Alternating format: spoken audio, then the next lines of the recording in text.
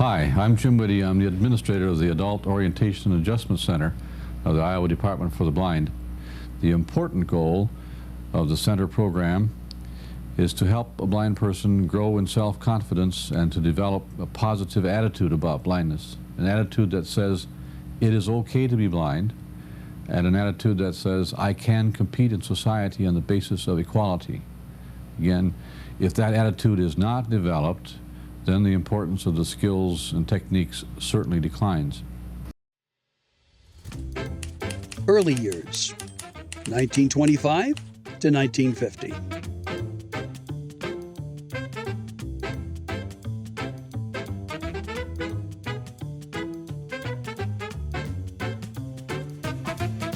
The state legislature established the Iowa Commission for the Blind in 1925, marking the beginning of a century of services for blind Iowans. In 1926, Ethel Town Holmes began her 31-year career as the director of the ICB. The following year, the Home Industries Program for homebound persons was created. In 1929, the Commission sponsored its first summer school for blind adults in Vinton, Iowa. The first food service vending stand under the Randolph-Shepard Act was established in Sioux City in 1939. The Commission hired its first job placement agent in 1943, followed by the first field consultant and an additional job placement agent in 1944. Growth and innovation, 1950 to 1975. The 1950s saw significant growth and innovation. Malcolm Jasper became director in 1957, establishing a district office in Cedar Rapids. In 1958, Kenneth Jernigan took over as director, introducing a positive philosophy about blindness, long white canes, and revolutionary concepts of rehabilitation. This led to a large expansion in budget, staff, programming, and services. The Adult Orientation and Adjustment Center opened in 1959 with 3 students and 2 teachers. In 1960, the Iowa Commission for the Blind moved into its current building, and Florence Granis supervised the beginnings of the library. The following year, the Adult Orientation and Adjustment Center expanded into a residential training facility, focusing on teaching the skills and attitudes of blindness. In 1967, the ICB Library became the largest of its kind in the world, resulting in Kenneth Jernigan receiving the American Library Association's highest award.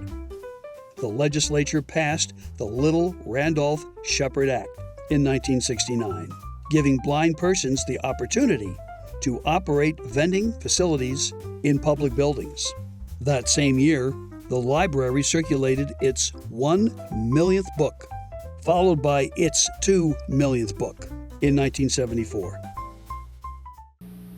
All students who have remaining vision are asked to wear sleep shades while they're in classes at the Orientation Center. Contrary to popular belief, the reason for this is not to prepare the person for total blindness. Sleep shades offer the best opportunity to show that the alternative techniques really are effective. This being the first day of class, we're going to discuss this morning the use of sleep shades.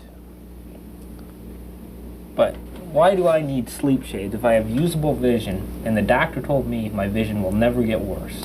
Well, we're not trying to deny the use of your vision, but what we want you to do is use sleep shades so that you can't use any of that vision. We want you to learn an alternative technique. And with the use of that technique, you're going to find that you can do more and more things. And pretty soon you're going to come to realize that it's the use of the technique that's making you able to do these things rather than you're using your remaining vision. Development and expansion, 1975 to 2000. The period from 1975 to 2000 saw further development and expansion, and John Taylor became director in 1978. The Center for Independent Living Rehabilitation Services was established in 1980.